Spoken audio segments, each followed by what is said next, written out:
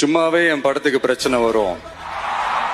இதுல நான் வேற ட்ராக் நோக்கி போறேன். இப்போ லைஃப்ல நீங்க முன்னேறணும் அப்படின்னா நண்பர்கள் இருக்காங்களோ இல்லையோ,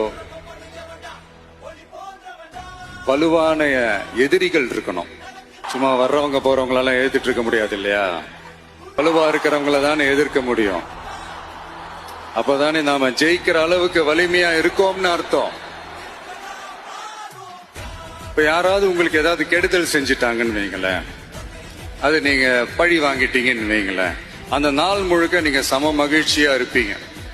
எப்படி பார்த்தல, எப்படி பழி வாங்கினேன். ஆனா அதே மனுஷனை மன்னிச்சு விட்டு பாருங்க, வாழ்நாள் முழுக்க நிம்மதியா இருப்பீங்க. அதனால யாரையும் கஷ்டப்படுத்துறதுக்கோ, யாரையும் அவமானப்படுத்துறதுக்கோ, யாரையும் பழி வாங்குறதுக்கோ இல்லைங்க இந்த வாழ்க்கை.